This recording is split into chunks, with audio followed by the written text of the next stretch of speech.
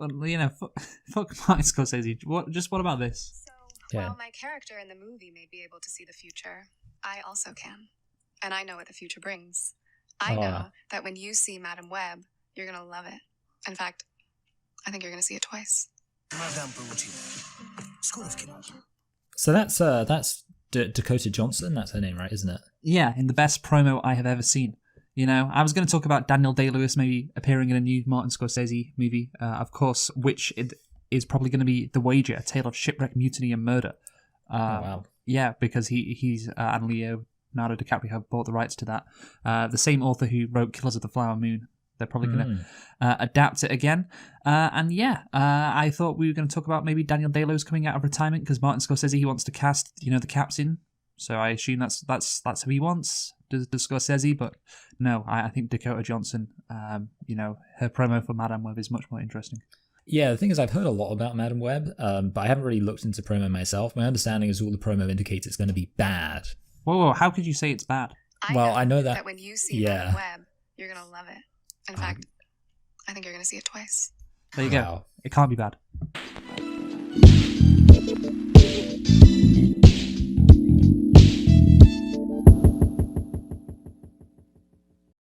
Hello and welcome to Select and Reflect, the movie review podcast where we look at films that have come out in the near and distant past, we give them a couple of watches and evaluate them beyond first impressions. I'm your host Michael and I'm joined as always by my co-host Luke, and this week we are celebrating the 60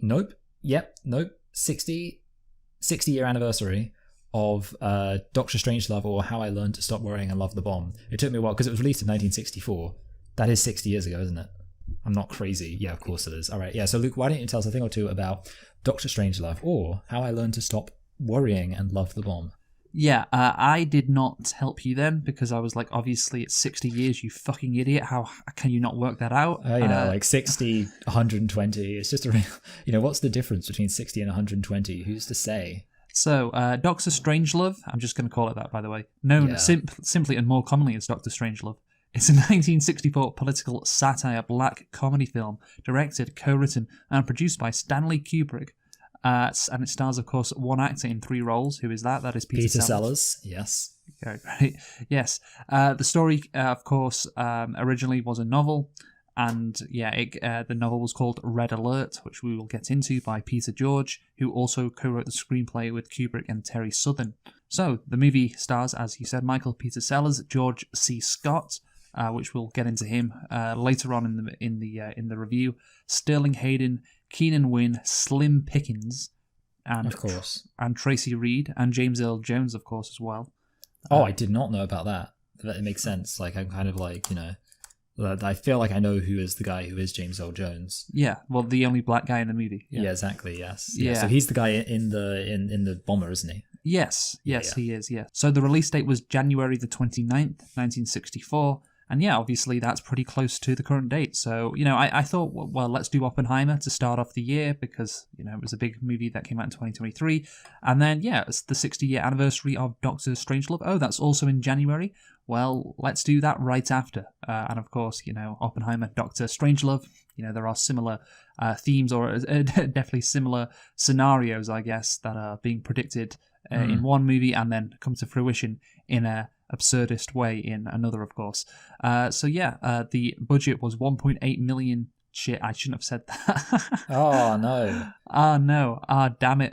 Michael, what was the budget? Yeah, you ruined an opportunity for me. So you said, I think you said 1.8 billion. So 1.8 million, I guess. I don't know if that is what I would have guessed. I probably would have guessed about 1 million. That would have been a safe bet for me, considering it was such a long time ago. So I probably wouldn't have been, but let's see. What about the box office? How much did Doctor Strangelove make? So this movie is obviously very famous. It's very well known. These are things that might indicate to some people that it would be very popular or, have been successful, but not to you. Okay, let me think. I think this movie made 15 million. Okay. Shit, okay, yeah, let's go for that. 15 million, who cares? Okay, what, were you going to say lower or higher? I was thinking probably I was going to go higher, if anything. Oh, wow. So your instincts are so bad because it's lower. It's 9.2 million. So yeah, you're not that far off. You're not less than half, But yeah, you're not more than double, of course. Yeah, because you guess more. Anyway, Michael, did you like Doctor Strangelove? Yes, I did. I think this movie is fun. Interestingly, I'd actually seen this movie before, which of course was famously not true of Oppenheimer because, you know, if I hadn't seen it at the cinema, well, it hadn't been out on streaming, blah, blah, blah. But this movie I had seen before, and I went into it having already seen it before, having been like, yeah, you know, it was one of those things where I'd seen it a long enough time ago that I couldn't really exactly remember like 100% everything. And I was like, yeah, my expectations are that I remember it being pretty good. I went in, I was like, yeah, this is pretty good. It's funny. It's not like, you know, you can tell it's from the 60s, obviously. It doesn't completely transcend time, but I would say the film holds up. You say it doesn't transcend time. I remember when Oppenheimer came out, of course. So I think somebody tweeted, I can't remember who, again, this was like months ago, that it's crazy that the best, I guess, I don't know what the word was used, of course, because Oppenheimer is a different movie to Doctor Strangelove. The best, I guess, argument against the use of nuclear bombs is still a movie from 60 years ago. That was the point. And yeah, obviously this movie, I think it just absolutely eviscerates nuclear weapons, the idea of nuclear weapons, the idea of an arms race in such a great way, in such a succinct way as well. And yeah, I think obviously the two movies are very different. Again, you should have seen Oppenheimer more than once, Michael, honestly. You should have. And I was listening back to the review we did, and I was like, yeah, this guy, he just needs to see it again and appreciate all the things that Nolan puts into the movie, you know, and really sit back and embrace it. Then he'll realize it's almost a masterpiece, like I've realized. But in contrast to Doctor Strangelove, this movie, of course, is only an hour and a half. It's a much easier movie to watch several times. Well, I mean, easier, yeah, just because of the time length, I guess. But yeah, it's you know, it gets to the point, very much so, and yeah, it mocks, it just completely ridicules, you know, the Cold War in general, and certainly the policy of an arms race which the two sides pursue, and that it does it so well and so effectively, and that is why it is such a classic. That is why I really like it, you know? Yeah. Also, I mean, I will say, like, on the subject, you know, I said it doesn't, like, transcend time, and, you know, part of that is, like, you know, like, obviously the style of it is from the 60s, but I do think the big thing that's a positive is that because it's an absurdist movie, the fact that it's from the 60s, like, and everyone talks a bit weird, because, you know, on the one hand, like, you know, when you see movies from, like, the 40s and 50s, definitely, and probably into the 60s, when I think about films like Psycho and stuff, people do talk a bit weird, and there's kind of that old style that just feels a little bit kind of off, like Uncanny Valley,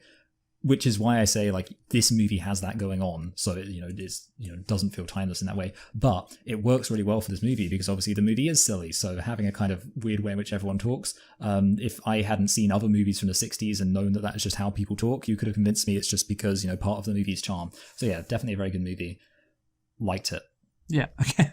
No, I think this is, one of the great comedies of all time, because the thing is, like, you know, other movies have perhaps made me laugh more, but in terms of a satire, like, satire is really good satire when it mocks and I guess shows up, you know, exposes whatever it is it's satirizing. And the fact that, that you watch this movie and you can't help coming away with the conclusion, like the whole policy of an arms race, or the whole policy of, you know, oh, we got to beat the Soviets in this or that. It's just ridiculous, and it is. I think also they do a good job elevating it, but I guess we'll get into that. Yeah, exactly. Of, like, you know, they're constantly taking the satire to the next level as it goes on. Yes, exactly. The escalation of the satire is what makes it so good. Yes, and at the end of the movie, the satire is just so absurd, but again, it points out the absurdity of the logic. You know, it's a zero-sum game, I believe is the phrase.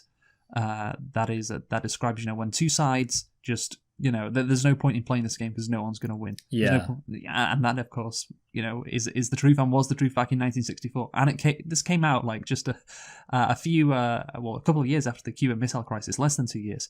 And so, you know, that could have been a world-ending event, and to create this movie just after that, just, you know, which of course it's a very political subject, you know, so credit to Stanley Kubrick for making it, and credit to the production companies for backing him, you know, like, and just going after the Americans and the Soviets as well. It's such a great satire because of that. So that, you know, therefore, even though it didn't make me laugh as much as other comedy movies, it has to be one of the greatest comedy movies of all time because of the subject it's targeting. Yeah, this movie, actually, I did laugh out loud a few times at the movie. I wish I would have written down when that was, but I just remember being like, Like I was laughing to myself like a crazy person. But yeah, that's not so easy to do. Obviously, when you're just watching a movie kind of on your own on your laptop, you're less likely to kind of laugh to yourself. But there were a few moments where I was like, this classic.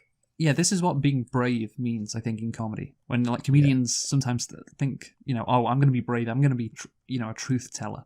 And I don't know, it's some saying some, shit which is kind of inconsequential. This is, of course, very much the opposite of that. Yes. And it's I don't know if brave is the right word, because, I don't think Kubrick, he would have had his life threatened or whatever by releasing this movie.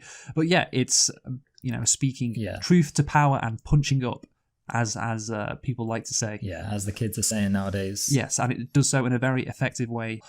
So let us get into nitpicks. Michael, how many do you have?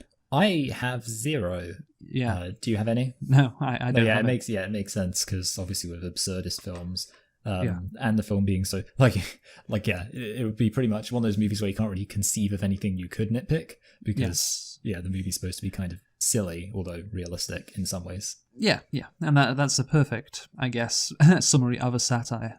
Yes, exactly. Silly but realistic in some ways. Yeah, so the story, of course, concerns an unhinged US Air Force general who orders a preemptive nuclear attack on the Soviet Union. It separately follows the President of the United States, his advisors, the Joint Chiefs of Staff, and a Royal Air Force exchange officer as they attempt to prevent the crew of a B-52, following orders from the general, from bombing the Soviet Union and starting a nuclear war.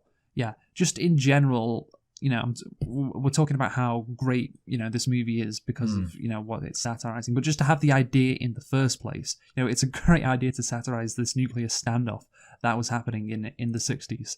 Go tell me about that, Michael. No, absolutely, yeah, because I think it's kind of this absurd situation. I think there's that quote by Carl Sagan about like the arms race was like 2 men stood waist deep in gasoline, one with like 1 match and the other one with 2.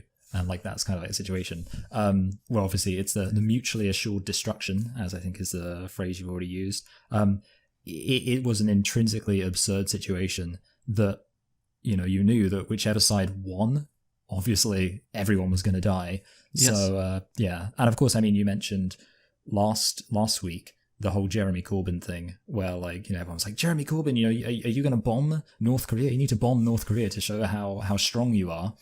Yeah, I mean, like, then that was a completely serious thing. Those people were not satirical performance artists who were asking him that question. So the reality of it then and the reality of it even now is ripe for satire.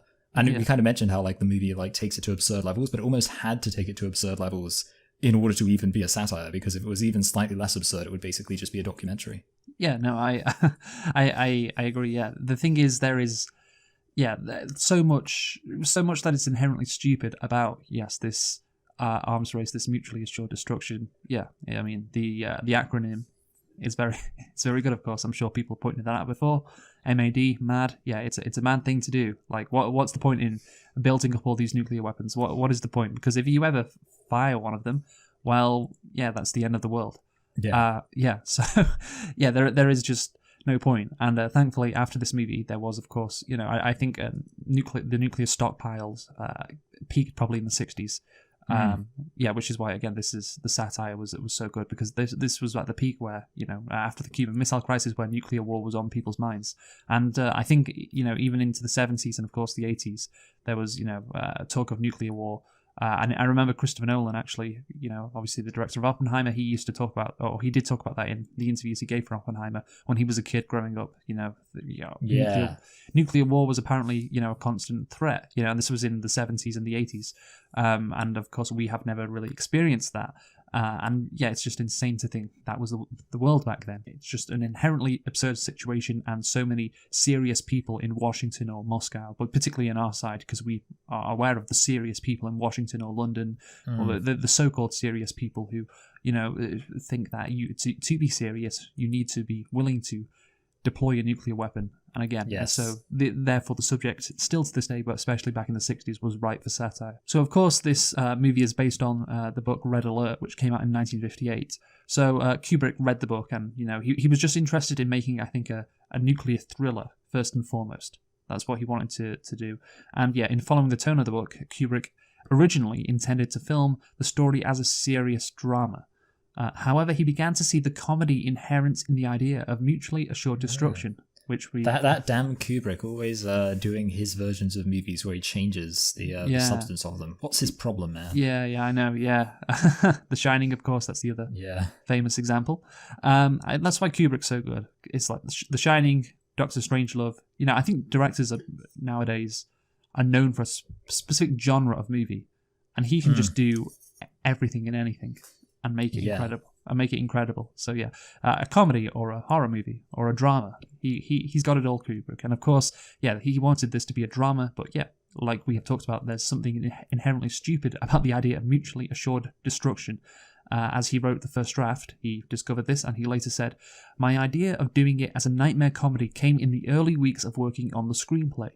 I found that in trying to put meat on the bones and try to imagine the scenes fully, one had to keep leaving out of it things which were either absurd or paradoxical, in order to keep it from being funny, and these things seem to be close to the heart of the scenes in question." Yeah, so you're writing, you know, these scenes, and you're like, wait, this is so stupid, like this scene, the dialogue that these characters are saying.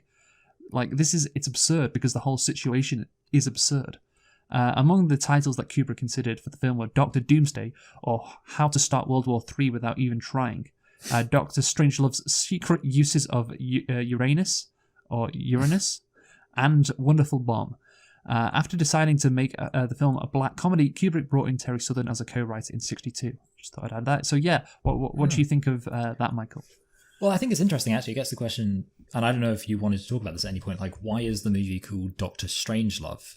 Because obviously the interesting thing about it is that Doctor Strangelove is almost he's kind of a peripheral character, in that he's not the person who causes the bomb to be dropped. He's not the main advocate of opposing the bomb.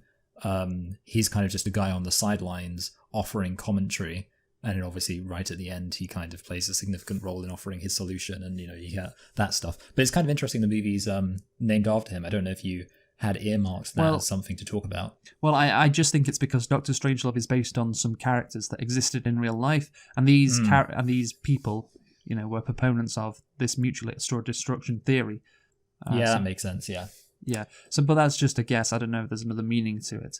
So let's get into the movie now, Michael. So, of course, we start off with a disclaimer saying that, you know, the U.S. Air Force has measures in place to prevent what happens in this movie from happening, and the characters in the film aren't based off people in real life. Of course they are.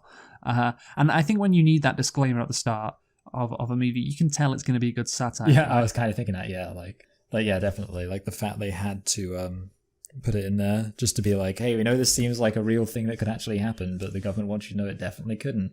Yes. I almost wonder if they, do you know whether or not they had to put that in, or if, actually the fact they put it in was there to... if the government actually asked them to put it in there, or if they're like, oh no, if we put this in here, it'll make it even funnier. No, I assume that the studios put it in. That's what I would assume. I think that would make sense, yeah. They probably didn't have to, but, you know, they were like, yeah, we don't want to get on the wrong side of the US government, so we'll just put in this little disclaimer. You know, again, the US government, or the Pentagon, did not help the Stanley Kubrick in the production of this movie, which is unsurprising. So we start off, with this disclaimer, and then, of course, we are introduced to General Jack D. Ripper, a commander of Burpulsman Air Force Base, flying B-52 bombers armed with hydrogen bombs. Why is he called Jack Ripper, Michael? Well, I have a crazy theory that it's because of the serial killer Jack the Ripper. I don't know if there's much more to it apart from just the fact that, obviously, that, you know, Jack the Ripper was generally viewed as an unhinged, murdering psychopath. And this guy's also an unhinged, murdering psychopath. Is there more to it than that? No, I mean, I assume that's the case as well. Yeah. So I know, that's a good name. Yes. So General Ripper orders to put the base on alert, confiscate all radios from the base, and issue Wing Attack Plan R. And I like how, you know, the leader of the B-52 bomber is putting on, you know, this cowboy hat at the start, you know, showing that, you know, that good old US mentality, and it's clear, you know, from his lines later in the movie and what he ends up doing. Yeah, this is meant to be a satire of this, I guess, American mentality, this cowboy mentality that still, of course, very much existed in US society in the 60s, right? No, yeah. I mean, this was when you had John Wayne around, so I think it makes sense that you kind of have that character archetype. And of course, I mean, you mentioned cowboys. You've got the guy who's like riding the bomb and he's wearing a cowboy hat. So, yeah, exactly. I think that was definitely kind of an archetype they were playing off. Yes. So he of course says, they're all going. His name is Kong, by the way. This guy, which we'll talk about later, and the actor Slim Pickens when he, of course, exits the aircraft. We will talk about that. And Slim Pickens. So Kong says, that they're all going to get promotions when this is over with, which is of course funny. Yes. Because will there be anything left? And what is the song that plays, Michael? Oh, is it the 2x2? Or is that when they start playing that? Yes. Okay, yeah. So it's the back in 2x2, hurrah, hurrah. Yeah, yes. And of course, why is that being played? No, I you know what? So I'm assuming this is what it is because obviously Noah's Ark was a kind of extinction level event. Yes. So it's implying, the extinction of humanity, the extinction of the world. Yeah. Yes. And they're going to be the only people that survive. That's how you do biblical symbolism. Zack Snyder. I can remember his name. Yeah. So they're like on Noah's Ark basically because they're on these B-52 bombers. They're going to be the only ones that survive because everybody else on Earth is going to get, yes, nuclear holocausted. George C. Scott. Now let's talk about him as Buck Turgidson. Well, actually, we'll talk about him more later on in more detail. His secretary, of course, who he is having an affair with, answers the phone. And with whom he is having an affair? No, shuts the fuck. Wow. You want to read all this stuff, Michael? Do you want to do that? No. Okay. Continue. Proceed. So yeah, I like how she repeats everything to him with just a second of listening to the general that she's speaking to. 1 second, and then she just I don't know. I didn't catch that the first time I watched it. And then, yeah. Did you catch it? You know what? I didn't really. I think it does make sense because like some of the lines she says are like really, really long, aren't they? Yeah, and it's just a second of listening, and then she repeats all of it. Yeah. That's. I didn't really think about that, but yeah, I think that probably was intentional because now I'm thinking about. That does make sense. Yeah, it definitely was intentional. It's meant to be funny when you realize it's happening. It's quite. Again, I didn't catch it the first time I watched it. Happening upon a radio and hearing regular civilian broadcasting, the British guy Mandrake. We're going to talk about him later again, realizes that no attack order has been issued by the Pentagon and tries to stop General Ripper, who locks them both in his office. Such a great contrast, of course, between, this American aggression and this, kind of whimsy British attitude. I don't know. Yeah, of course, that happens throughout the movie. No, yeah, I do agree. I think also, like, in a way, British people are kind of just funny, or I think what it is it's kind of not just the kind of, I guess, whimsy is way you put it, but also kind of the social awkwardness that's often associated with especially kind of more posh, kind of proper British people. Like, oh dear, I think we seem to have a nuclear war on our hands, chaps. I think that adds to the comedy of it. Yeah, again, it's kind of an absurd way to talk about these situations. Yes. So, that's I know, definitely, like, throughout, like, the way that character kind of negotiates being around this, like, crazy guy, but in a way where he's trying to, like, remain, like, calm and dignified is very funny. Yeah, exactly, yeah. The contrast is so great. It's perfect for a comedic situation. And, yeah, what I like, by the way, just, talking about the plot a bit, of course, the plot doesn't matter too much in the movie compared to the rest, compared to the satire. But, yeah, I like how the reveal happens that, oh, yeah, this guy's gone insane. Because I think it's the plot's because it is quite kind of intriguing at the start. Because I remember when I watched it the first time, I was intrigued by what was going on, and it's like, oh, this guy's gone insane. Oh, I see. That's why he's ordered all his men to discard the radios, and of course Mandrake has worked that out, and then he's been locked in this room with this guy now. So Columbia Pictures agreed to finance the film if Peter Sellers played at least how many roles, Michael? 3? No, 4. 4. Okay, see, now I think I know the reason behind this. Go on. I think I remember hearing it. Is it because, and it's a film we've also reviewed, he did a similar thing in Lolita? Yeah, well, the condition stemmed from the studio's opinion that much of the success of Kubrick's previous film Lolita was based on Sellers' performance, in which his single character assumes several identities. Yeah, what's funny about that one, obviously, is that in that case, it's obviously one, like you say, one character assuming several identities. In this case, he's literally playing different people. But yeah, it's interesting because it's kind of like like the studio having that stipulation. It's like, that's the thing people make fun of nowadays or get annoyed about, like studios kind of doing that. What's funny about it is that, one, that's such a specific weird thing. Like, I can't really imagine a studio nowadays having that kind of thing going on where they're just like this one specific thing you've got to do. But, well, yeah, I mean, it worked, so well done then. Well, the thing is, Kubrick accepted the demand, later saying, it's funny that you said, what did you say about people being annoyed about it?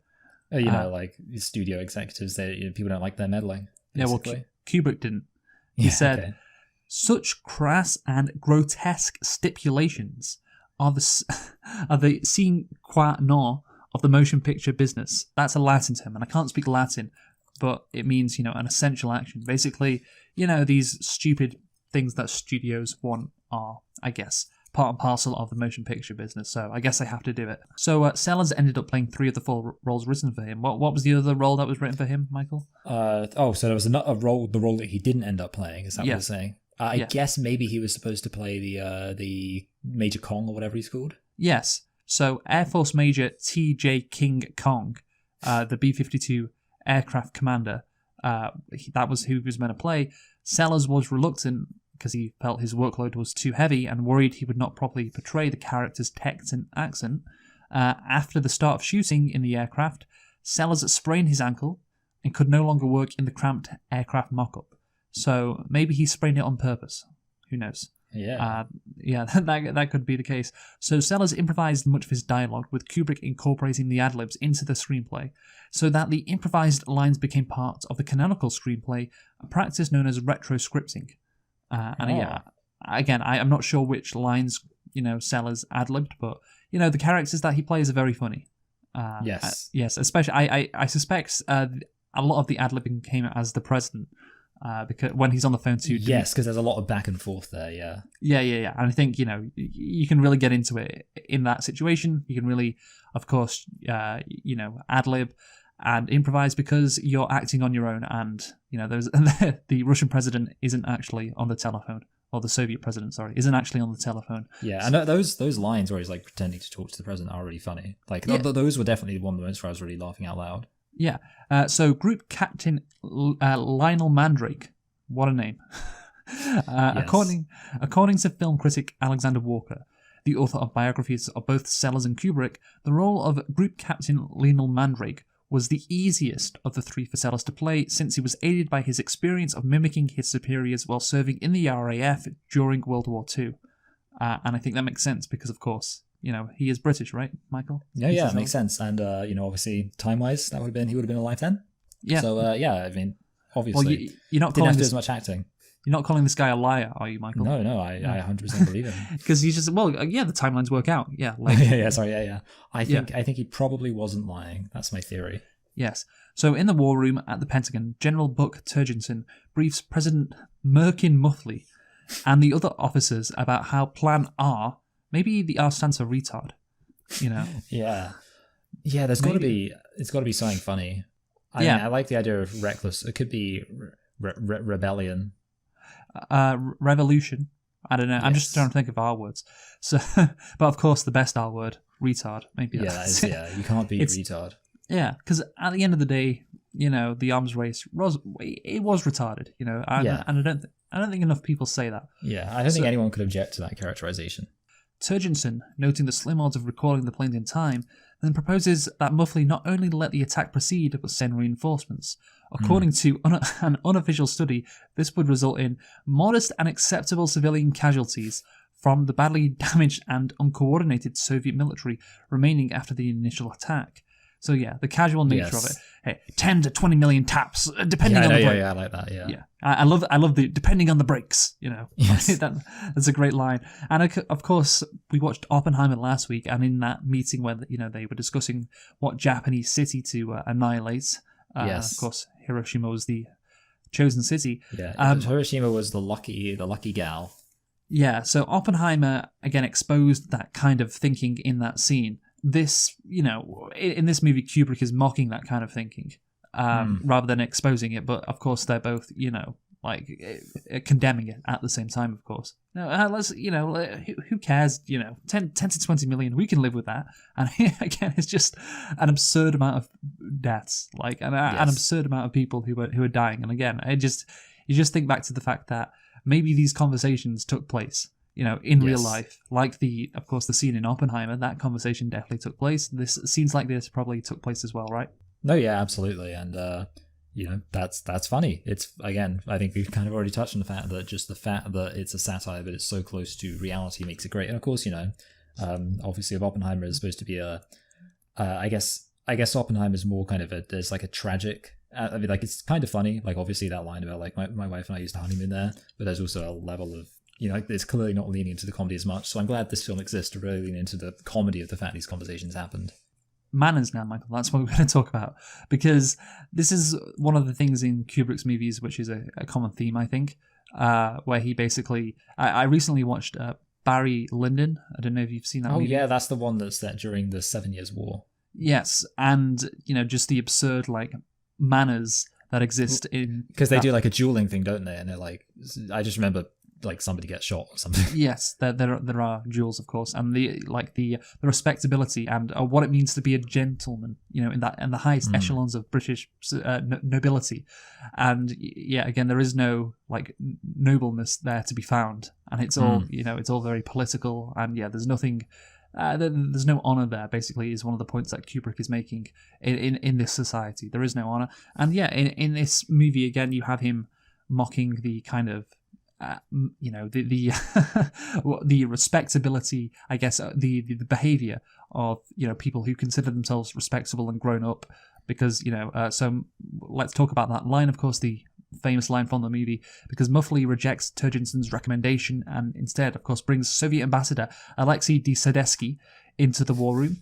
And, of course, then Turgenson and de Sadetsky start fighting. Yes, gentlemen, you can't fight in here. This is the war room. Gentlemen, you can't fight in here. This is the war room. Yeah, you got it. Yeah.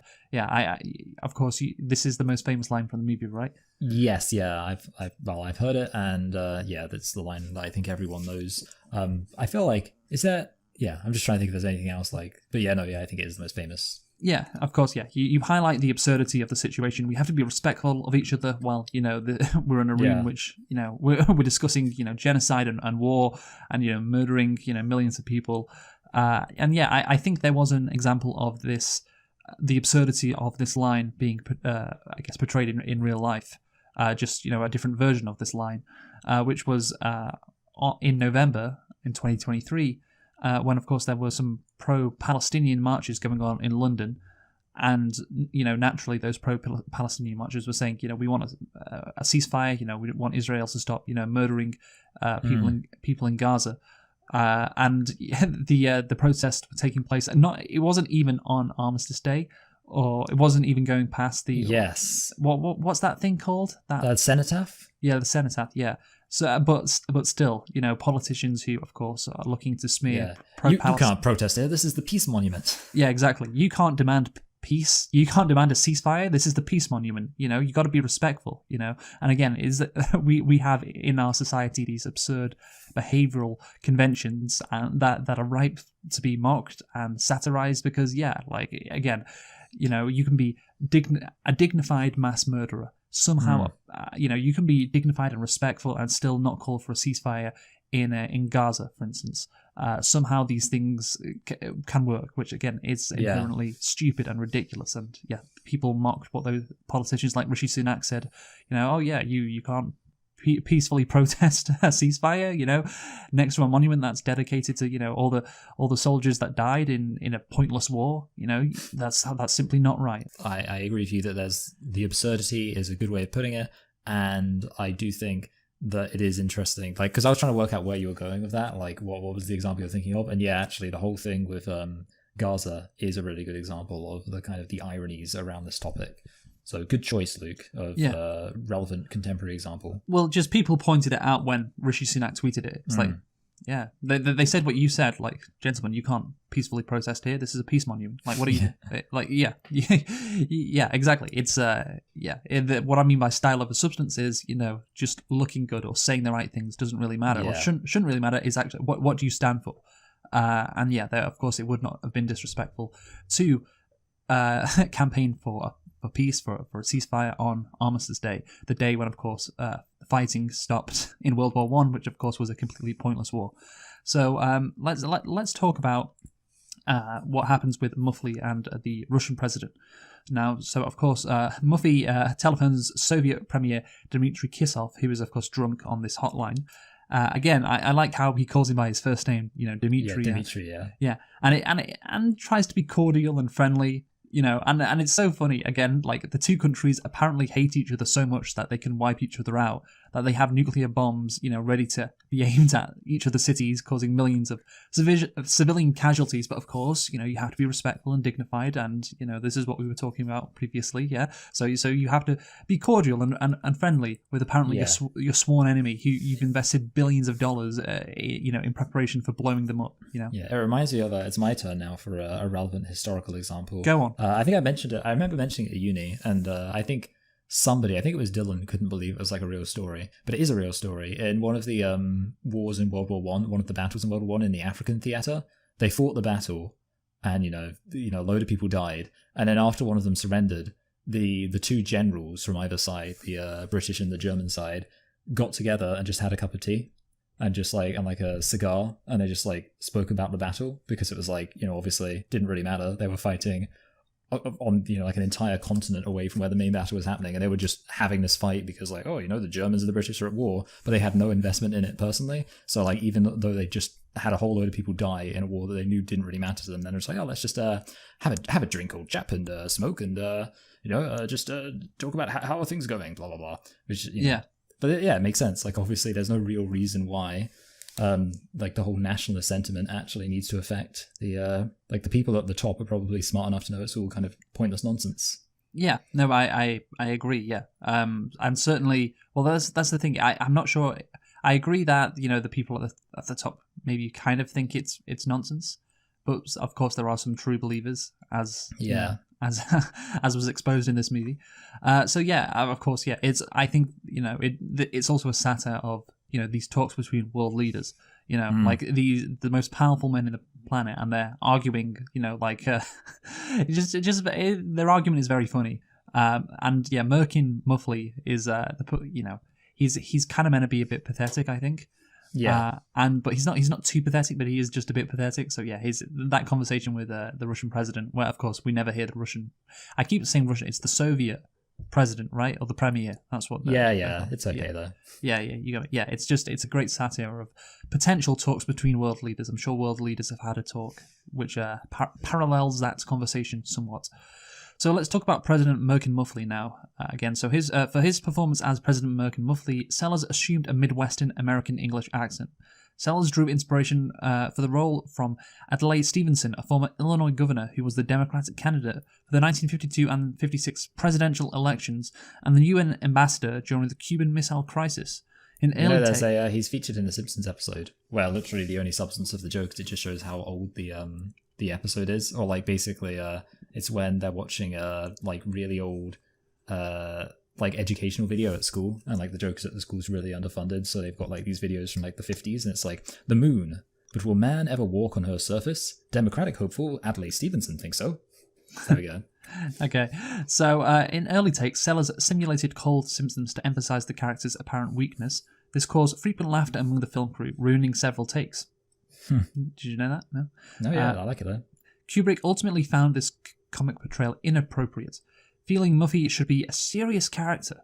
In later takes, Sellers played the role straight, though the president's cold is still evident. Yeah, you can see it at the start in his first scene. And then, yeah, that is the right move, I think. You have to have a straight man. You have to have somebody just, a normal person who is trying to wade through this absurdity.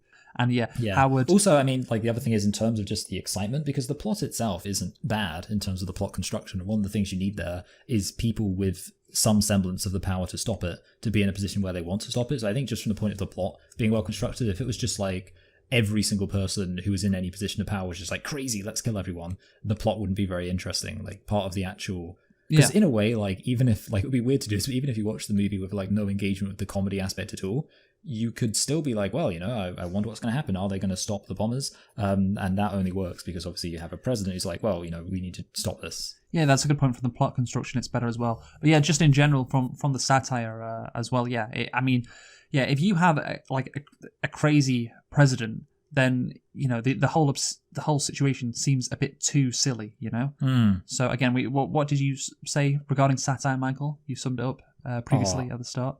You I know? probably said something really funny, like about it being. Well, you said it needs to be silly but realistic. You know. Yes, that's it. Yeah, I did say that. Well done, me. Yeah, and it needs to be played straight as well, of course, because in real life, everyone plays things straight, of course. So yeah, you need to play it straight, and you need some seriousness, and you need some like an adult seemingly confronted by the ridiculousness of the situation.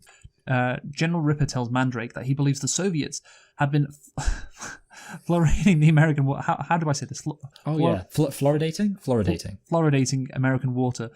Supplies to pollute the precious bodily fluids of Americans. Yeah, so there's like two really. First of all, like the whole like random like bodily fluids in joke is just so great because it's just so weird. Just like the fact he keeps talking about like bodily fluids. I'm sure there's like probably some substantial like logic behind that specific wording. It's just like bodily fluids, but also I mean, the great thing about it is the old Alex Jones.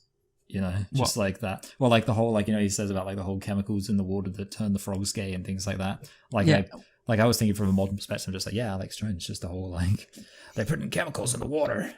Well, when does frogs gay? When does General Ripper say he becomes aware of this issue? Oh, was it like he was trying to make love with his wife or something? Yes. Like he said, so it might not have been his wife, but it was someone. Well, yeah, he was trying to make love, and so my theory on this, again, reading into it, is bodily fluids refers to his, sperm. Jizz. Yeah, his jizz, there we go. And he could not produce sperm, perhaps. He could not ejaculate. And because, maybe he blames the communists for basically being gay. Yeah. I'm not sure. Yeah, gay, or like it could just be about like impotence, which I think is also like a thing of like the kind of the cult of. I mean, it also works, of course, because there's like obviously with war and masculinity, there's obviously an association there.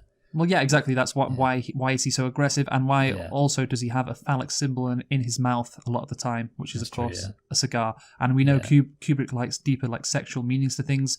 So I suppose that's it. Randy Minks. Why is this guy? Why is this aggressive guy mad at the communists? Well, it's the communists' fault that he's gay, or the communists' fault that he's impotent.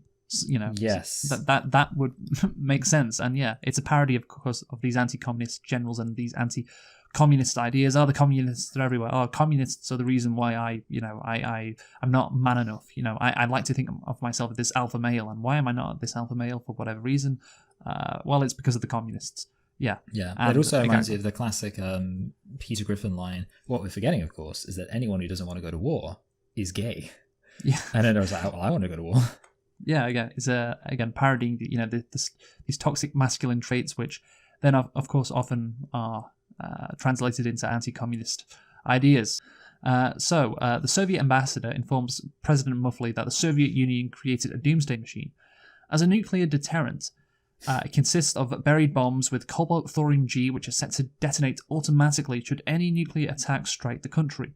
The resulting nuclear fallout would then engulf the planet for 93 years, rendering the Earth's surface uninhabitable. The device cannot be deactivated, as it is programmed to explode if any such attempt is made.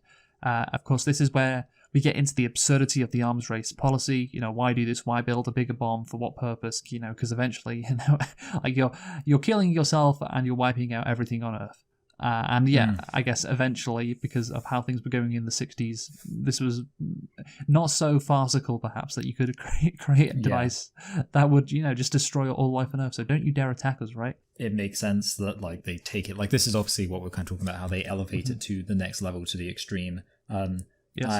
I also like the fact, like, one of the things that he says is, well, Dr. Strangelove says is, well, hold on a minute, if it's supposed to be a deterrent, why didn't you tell anyone about it? And the guy was like, well, he wanted to announce it on this like special celebration. And I feel like maybe if I were reading into it, that could be basically talking about how, because the logic with nuclear weapons is, it's a deterrent, blah, blah, the practical thing, but it kind of shows how it's become way beyond this just like practical thing where they're actively celebrating having these weapons. So it's like, it's no longer just, we need these weapons for like a deterrent. Now like, oh no, we made this weapon and we wanted to announce it as a big celebration, Yeah, it was surprises for his birthday. Well, no, it was during the party conference. Oh, party conference again, yeah. But yeah, no, I have something to say on that, and I'll speak on that in a bit. But yeah, just to go back to Oppenheimer, because it didn't really focus on this too much, this arms race and these deterrents. I mean, it did touch on it, but of course the movie was about a lot more than that. And that's why we really didn't discuss it that last week. And of course, Oppenheimer was warning of an arms race. That was his position, and he was right to argue that, of course, after after he completed the Manhattan Project. But yeah, he only warned about that once he had become this American Prometheus, which we pointed out. But yeah, this movie specifically mocks this idea, and there's talk about, a doomsday gap, I think, is a line that's uttered, which is funny. And then, of course, later on, the mineshaft gap, which we'll get on to. And yeah, I like this line that's uttered in the movie, which is a peace race as well, which it gets to the general, absurdity of this competition between the Soviets and the Americans. And yeah, in general, I like the escalation, like it from a plot perspective as well. Because, it's like, we have another escalation here. Okay, so the whole world is going to, be destroyed in a nuclear holocaust, not just, this nuclear war, which we wanted to prevent. Now there's this doomsday device. Yeah, I think the way they exaggerate and raise the stakes is really good. And of course, the fact that obviously the idea of the arms race is intrinsically absurd, because it's like, it doesn't really matter how many nukes you've got. Once you've got enough nukes to destroy the world 50 times over, which is, I think, what that was one of the estimations they had, that you could destroy the world 50 times over with these nuclear weapons. Once you reach that point, it doesn't really matter who's got the most of them, but they still cared about it. And obviously, with this doomsday device, well, it doesn't matter how many doomsday devices you have, everyone's going to die. So it just points out the absurdity of having a race around something like that. Yes. No, I like that, Michael. So let's get to Wikipedia now, because it has a whole section on the Dr. Strangelove Wikipedia page called Satirizing the Cold War. So Dr. Strangelove... Wait, there was satirizing of the Cold War in this? Dr. Strangelove ridicules nuclear war planning. I like that. Because that's the best satire, when something is ridiculed. Khan educated Kubrick on the concept of the semi-realistic cobalt thorium-G doomsday machine, and then Kubrick used the concept for the film. Do you think, with Kubrick using this example and basically mocking this doomsday device, the American government were like, yeah, we're not building that anymore? No, yeah, that's it. Or like, you ruined our doomsday device. It was supposed to be really serious. I think, yeah, probably. Yeah, so basically, Khan, in his writings and talks, would often come across as cold and calculating. For example, with the use of his term megadeaths, and in his willingness to estimate how many human lives in the United States could, how many human lives the United States could lose and still rebuild economically. Khan's dispassionate attitude towards millions of deaths is reflected in Turgenson's remarks to the president about the outcome of a preemptive nuclear war. Yeah, that's what we talked about before. Depending on the breaks. Yes. Turgidson has a binder that is labelled World Targets in Megadeaths, a term coined in 1953 by Khan. The Air Force produced a documentary film, SAC Command Post, to demonstrate its responsiveness to presidential command and its tight control over nuclear weapons. However, later academic research into declassified documents showed US military commanders had been given presidentially authorized pre-delegation for the use of nuclear weapons during the early Cold War, showing that this aspect of the film's plot was plausible. Yeah, so that's the thing. I did think, well, is the film's plot, plausible, even though it doesn't really matter, because it's satirizing the logic and the attitude of, mutually assured destruction, and we got to beat the Soviets out, whatever game they're playing, we got to be better than them, and so that's, it's fine if what is happening in the movie isn't that plausible, but apparently it was plausible. What do you think of that, Michael? No, yeah, I mean, I didn't know that. I kind of just assumed it was, something that was made up, but finding out that actually it was a thing that could have happened, I guess, adds an extra level to the movie, makes it even better. Yeah, and Kubrick probably didn't know either. So, the president's German wheelchair using scientific advisor, former Nazi Dr. Strangelove, he enters now, points out that such a doomsday machine would only be an effective deterrent if everyone knew about it. Dostoevsky replies that the Soviet premier had planned to reveal its existence the following week at the party congress. And the thing is, what did you say on this again, Michael? You said said like it just shows that it's kind of like about the symbolism of having it more so than any utility at that point. Yes, but I like that idea, but I think it should have been different though, or why they didn't tell the Americans about it. Okay, yeah. Because I think it should have been the Soviets aren't sure whether this doomsday device would work. That's why they didn't tell the Americans.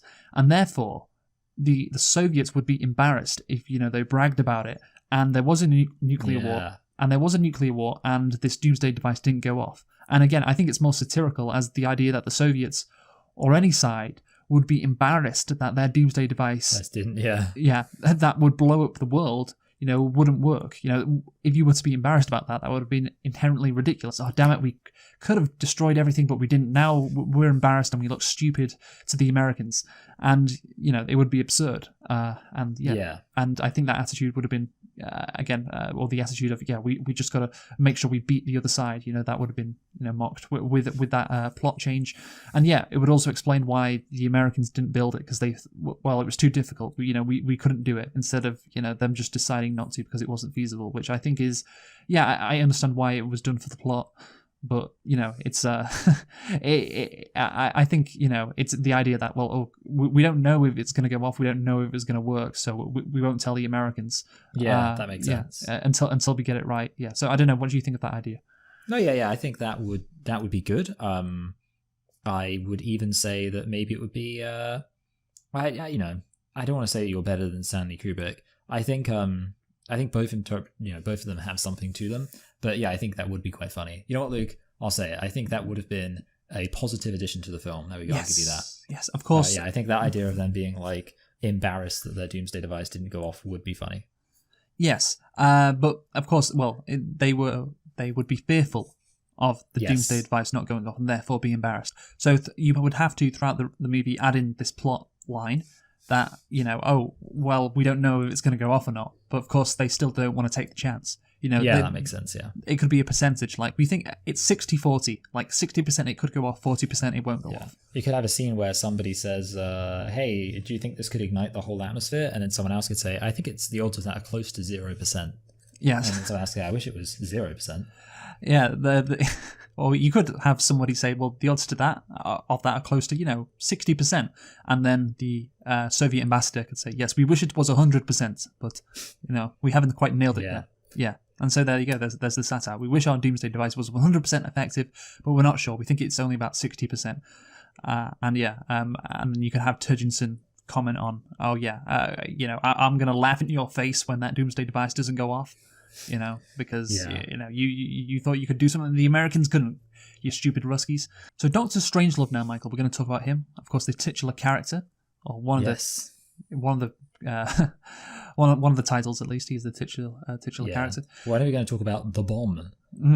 He is a scientist and former Nazi, suggesting Operation Paperclip, the US effort to recruit top German technical talent at the end of World War II. Is where he, of course, comes from. Yes. When General Turgensen wonders to Mr. Staines, Jack Creeley, what kind of name Strangelove is, possibly a kraut name, Staines responds that Strangelove's original German surname was Mercure de Gliebe, which is strange love in German. And that, I like how you're surprised by that. I wonder if that's from the same etymological derivation as murky. Maybe. It's strange, it's murky. And that he changed it when he became a citizen. Strangelove accidentally addresses the president as Mein Führer twice in the film. Yes. which I like. Again, look, this character, I think is, mocking the fact that the United States has Nazis, former Nazis, in its government, or the Nazis. They were the bad guys in World War II, but there's some Nazis who are in powerful positions. Is it a good idea to have Nazis or former Nazis in powerful positions, especially if there is a crazy as Dr. Strangelove? It's probably not a good idea, right, Michael? No, yeah, absolutely. And I think, also I think it works because it shows how at home, I guess, he feels in the situation. The fact he's this Nazi and he's not really sticking out. He's oh yeah. And obviously, of course, in the end, well, I don't know, I guess we'll get into the whole thing at the end and his plan later on. But, they all listen to him and respect him. Yes. Even though he's this crazy Nazi. Well, even though he is this Nazi, and they all listen and respect him, which shows if the US government are taking advice from Nazis, then maybe that's not such a good idea, and that's what the film is ridiculing, of course. So the character is an amalgamation of Rand Corporation strategist Herman Kahn, rocket scientist Werner von Braun, a central figure in Nazi Germany's rocket development, and recruited to the US after the war, and Edward Teller, the father of the hydrogen bomb, who we of course saw in Oppenheimer, didn't we? Yes, we did. Yes. It is claimed that the character was based on Henry Kissinger, but Kubrick and Sellers deny this. Sellers said, Strangelove was never modelled after Kissinger. It was always Werner von Braun. Henry Kissinger points out in his memoirs that at the time of the writing he was a little-known academic, which of course makes sense. I mean, Kissinger became famous under Nixon. This was years before Nixon, so I don't know why people would think that. Yeah, right? Idiots don't know anything about their time. Yes, Morons. the wheelchair used in Strangelove furthers a Kubrick trope of the menacing seated antagonist, first depicted in Lolita through the character Dr. Zamph, according to Alexander Walker. Sellers improvised Dr. Strangelove's lapse into the Nazi salute, borrowing one of Kubrick's black leather gloves for the uncontrollable hand that makes the gesture. Yeah, do you like those scenes, Michael? I did like that. I thought it was funny. Yes. How he just couldn't control it. Yes, he has alien hand syndrome, apparently. Kubrick. I also think it's good that even in the 60s, it was still, not too soon to just make jokes about the idea of someone being a Nazi. Yes, and that's the thing. He's, I guess the joke is like he's trying to hide that he's a Nazi. But everyone can clearly tell he is a Nazi. Yeah. And that again, satirizes these Nazis who are in the U.S. government. It's like, oh yeah, they're not Nazis. Yeah, it's like an open secret. He's a citizen of an open secret. He's a citizen of the United States. But everyone knows, like, he's a Nazi. It's not hard to tell he's a Nazi. And it's the same for, again, who is this guy? Werner von Braun. So it's the same for him. So, Kubrick wore the gloves on the set to avoid being burned when handling hot lights, and Sellers, recognizing the potential connection to Lang's work, found them to be menacing. So there you go, Michael. I hope you learned something there. That is useful. Interesting. After General Ripper commits suicide, Mandrake identifies Ripper's CRM code from the doodles on his desk blotter and relays it to the Pentagon. So why does General Ripper commit suicide in the bathroom, Michael? So that he won't be forced to tell everyone his secrets about the code. But no, why in the bathroom though? Oh, I know why he does it. Why he commits suicide. Okay, I'm trying to think why it's in the bathroom. No, is it just for poo reasons? I don't really know, but apparently Kubrick has a fascination with bathrooms. Of course, we remember that scene in The Shining. Is that? Oh yeah, like the naked lady. Not well. I was thinking of. Or you think about the dog? No, I'm thinking about the scene where the famous scene in The Shining. What's the most famous scene in The Shining? Red rum. No, what's the most famous scene in The Shining? The most famous scene in The Shining. See, there are famous scenes in The Shining, like when she sees the all work and no play. But that's not a bathroom one, is it? No, you are correct, but it's not the most famous scene in The Shining. We're going to keep doing this until you get it right. Okay, I'm trying to think about this. So there's a bathroom scene, which is the most famous scene in The Shining. Just forget that. What is the most famous scene in The Shining? Well, for me, the most famous scene in my head was the all work and no play makes Jack a dull boy. That is one of them. Maybe it could be what I'm thinking of. But when people use GIFs of The Shining, what is the GIF they use? Oh God! Oh my God! Yes. Okay. Yes. I'm finally with you. Okay. Yeah. 100%. Here's Johnny. She's in the bathroom. She's locked in the bathroom. He slams through the thing and he does the "Here's Johnny," and that's in the bathroom. Yes. Yeah. Okay. Why are you so dumb? Silly. Aren't I a silly Billy? Why are you like this, Michael? Well, sometimes I just forget just forget about scenes from movies sometimes, every now and then. Once in a blue moon, I'll forget about a scene. Yeah, that's it. Just not very embarrassing, that. Not at all. No, normal. Yes. Brave. So Peter Sellers, I think, is great trying to contact the US president and, tell them the code. Like, just the comedic, nature of the scene, the awkwardness, him trying to call the US president and this US Army guy just, not... No, yeah, I agree. Like, that feels like just a scene where it's just like, we're just having fun with it. Yeah. Having a gay old time. Just Peter Sellers, some awkward comedy with him. Yeah, he's trying to be very polite and he's trying to stop a nuclear holocaust, all the same. Yes. So, using the code, Strategic Air Command recalls all of the bombers except for one, commanded by Major T.G. King Kong. Due to the radio equipment being damaged, the Soviets hunt the bomber, but Kong flies below the radar.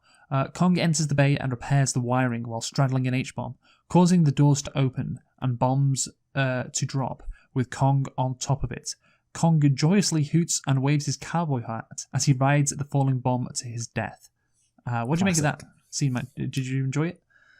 Yeah, I think obviously that's a really famous scene from the movie, like the scene of him whipping his cowboy hat, of course parodied in The Simpsons. So there we go, which is always the most important thing. What they called it in the business, a microcosm of the kind of wider story, having him behave this way. So, in the months following the film's release, Kubrick received a fan letter from Legris G. Benson at Cornell University interpreting the film as being sexually layered.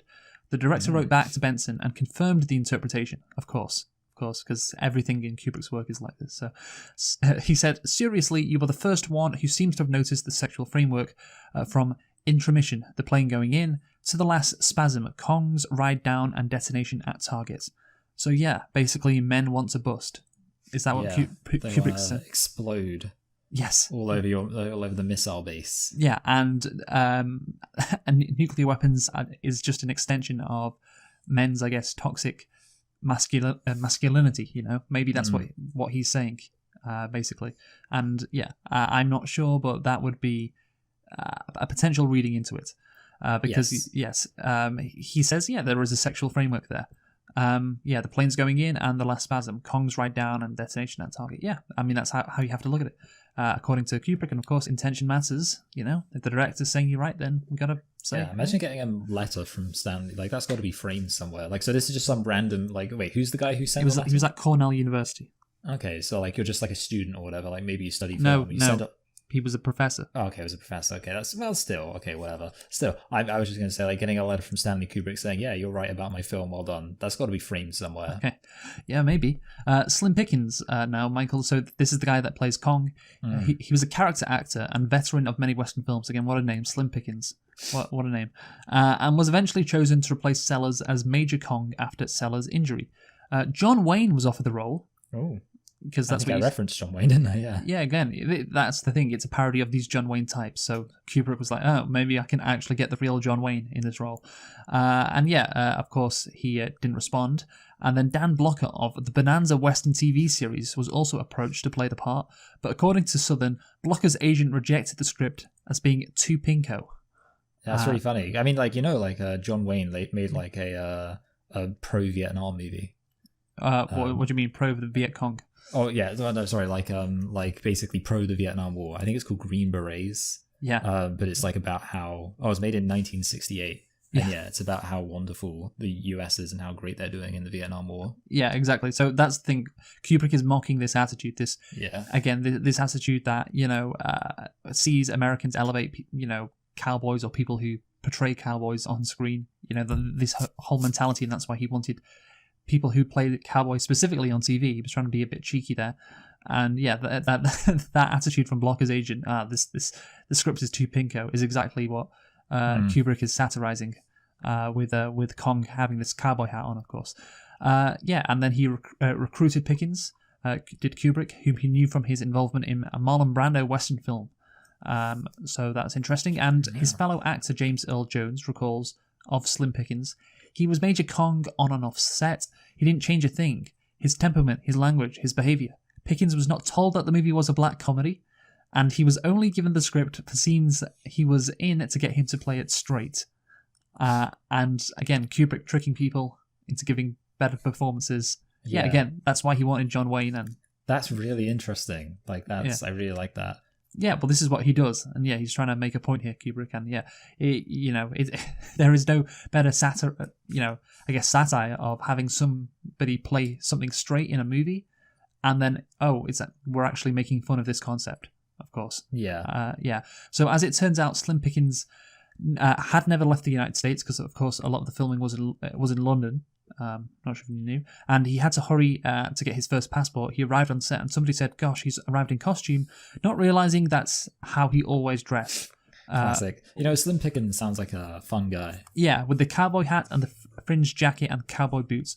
And that he wasn't putting on the character, that's the way he talked. So, and that makes it a perfect satire of this kind of character, this kind of cowboy mentality. Yeah. And he was fine with it, by the way, Slim Pickens. You said he sounded like a cool dude or whatever. What did you say? I think I just said he sounded like a cool dude. Yeah. That's what I said, yeah. The thing is, he was very happy after he appeared in this role because, his career was elevated, and he didn't harbor any resentment towards Kubrick for, because he got tricked or whatever. Yeah, he was, this helped my career. So there you go. So somebody who did have a resentment towards Kubrick was General Buck Turgenson's actor, who of course was George C. Scott. And we're going to talk about him now because the scene where he imitates a low-flying B-52, frying chickens in a barnyard. Hell yeah, he's got a chance. Just an iconic line in this movie. Maybe my favourite line, that. Anyway, so of course, according to James L. Jones, Kubrick tricked Scott, once again, into playing the role of General Turgenson in a much more outlandish manner than Scott was comfortable doing. Kubrick talked Scott into doing absurd practice takes, which Kubrick told Scott would never be used as a way to warm up for the real takes. Kubrick used... Have you not heard about this? I haven't heard about this. No, that's really entertaining. Yeah, I knew about this. So Kubrick used these takes rather than the more restrained ones in the final film, causing Scott to swear to never work with Kubrick again. During the filming, Kubrick and Scott had different opinions regarding certain scenes, but Kubrick obtained Scott's compliance largely by beating him at chess, which they played frequently on the set. And again, what a great satire, of this attitude of this American general. And I guess it makes sense that he is absurd. This character is absurd because you want to mock this attitude. So you got to make him absurd. Well, yeah. Also, I imagine it's like difficult to act. So honestly, I'd feel like even if you're like a good actor, it would be like, like doing a full-on acting thing would be a real challenge. So actually, by somebody kind of taking the edge off by being like, don't worry, like it's making it easier for you. So I feel like if I was going to be doing some acting, I feel like I'd be very self-conscious and I'd struggle to do a good performance. And someone say, don't worry, no, this is actually, this is just warming up. I feel like maybe I'd do a better performance. And I'd be like, thank you, Stanley Kubrick. You really brought out the best from me. Because guaranteed, whatever the non-practice takes were, they wouldn't have been as good. No, yeah, exactly. We're talking, what do we mean by good? We mean entertaining, yeah. Yeah, entertaining and, of course, enhancing the satire, which is what these takes do. They enhance the satire. So great stuff again from Kubrick. So in the war room, Dr. Strangelove recommends the president gather several 100,000 people to live in deep underground mines where the radiation will not penetrate. He suggests a 10-to-1 female-to-male ratio for a breeding program to repopulate the Earth once the radiation has subsided. Worried that the Soviets will do the same, Turgensen warns about a mineshaft gap, while D. Sadesky secretly photographs the war room. Again, so good. Like the mineshaft gap is it escalates to that absurd line. Yes. I think everyone remembers the mineshaft gap line because it's satirizing the this attitude where we always have to get the upper hand on the Soviets. Yeah, like now, even though we're all living in mines, we still have to beat the Soviets. We still have to be concerned about the Soviets taking over when, in 93 fucking years, when we'll all be dead, the Earth, it's safe to come out onto the Earth again. Yeah, and it's so good as well because Sadesky is also taking photographs of the war room. Even though like it's over, like it's done. Like he's not going to be able to get back to Russia, is he? Like he's gonna have to live with the Americans. Like they're both planning ahead for like this reality that's just not gonna happen basically. Yeah, just this endless competition, these pointless battles, just the stupidity of it all, and it's exposed and ridiculed so well. So and of course then at the end, Dr. Strangelove declares he has a plan and rises from his wheelchair and exclaims, "Mein Führer, I can walk." Okay, maybe it's because he suggests a 10-to-1 female-to-male ratio, and therefore, all these males are going to have sex with all these women, and I like, of course, how everyone in the war room is male, and this goes back to what Kubrick was stating before, of course, with there is some, I guess, a theme of sexual inadequacy or sexual need, and that is what is driving this war, this toxic masculine trait or whatever. That all goes into this movie. And so a 10-to-1 female to male ratio, okay, of course, so we need, and of course Dr. Strangelove is assuming he'll be one of the males who is participating in this breeding program, but of course to do that, he, if you're in a wheelchair, you probably can't breed, right? Yeah, so it's like he's suddenly like, now I can get going. Yeah, that's my theory, but I don't know if that's true. So if we're throwing out theories, this is what I could maybe think. It could be about the fact that the Nazis lose World War II. They're forced to kind of act as if they're passive and impotent and they're no longer like a threat. And that's represented by him being lame and like crippled. So he can't actually, like it's implying. But now that the war's happened and the world's been destroyed, he's back in his element. Because obviously Nazis are kind of a death cult, and he's doing eugenics about who survives, who dies. So it's kind of showing how the Nazi has been revitalized. So it's like basically implying, I guess, that like him being in crippled is like the Nazis kind of being dormant. But as soon as they have an opportunity to kind of rise up and implement their fascist eugenic ideology, suddenly they're back to full power. So like that could maybe be like he's representative of the power of Nazi ideology. That's very good. I like that a lot. And of course, he calls the president Mein Führer again. Yes.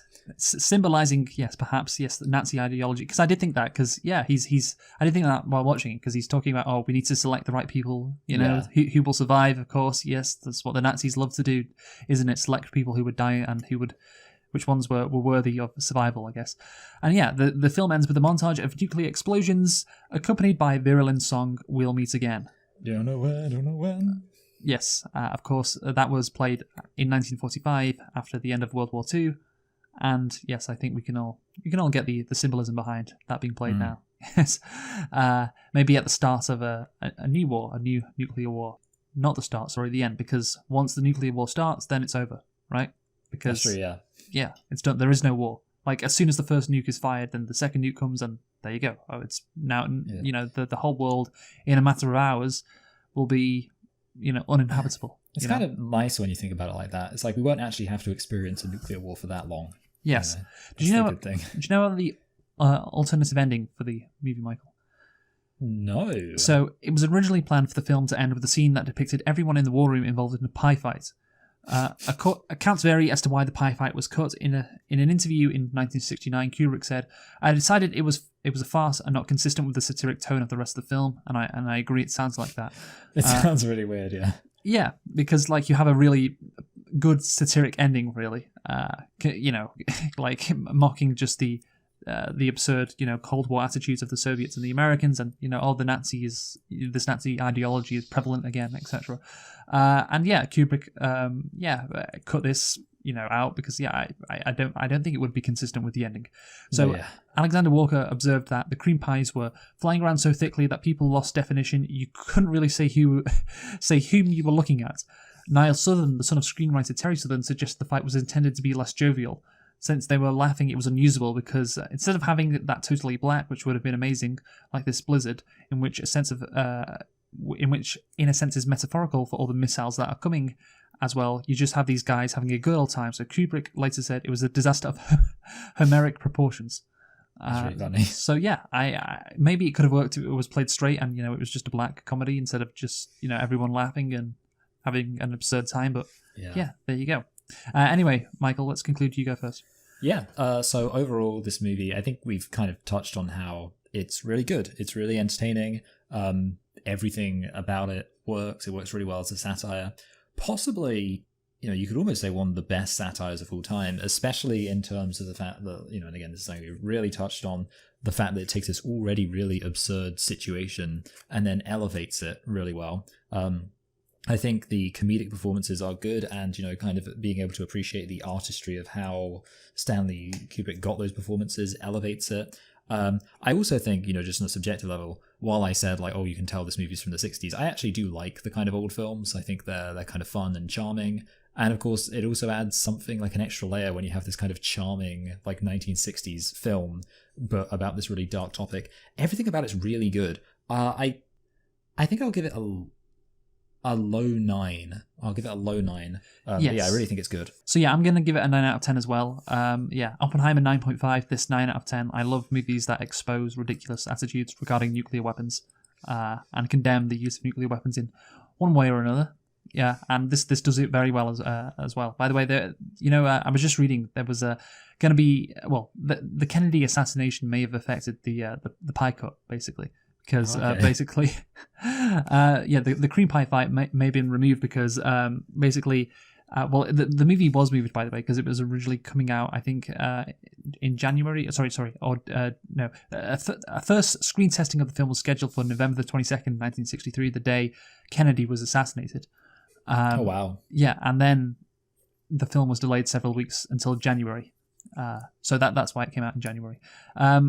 Basically, in the cream pie fight scene, which was cut, President Muffley takes a pie in the face, and General Turgidson exclaims, "Gentlemen, our gallant young president has been struck down in his prime." Oh dear, yeah. And basically, the Columbia Pictures wanted it cut, but Kubrick said it was already going to get cut anyway. So there you go. Okay. And that's just what I thought I'd add to the ending of this movie.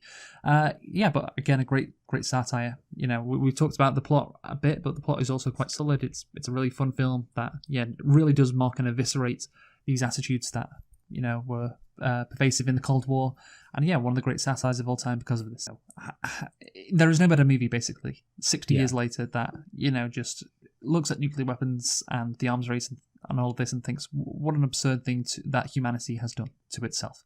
And yeah, that's the case, and that's why it stands the test of time.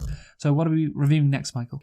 Well, next we're going to be reviewing the movie Elvis, and is that for Oscar related? No, it can't be because yes, it's Oscars. Okay, yeah, yes, because it was nominated for Best Picture last year.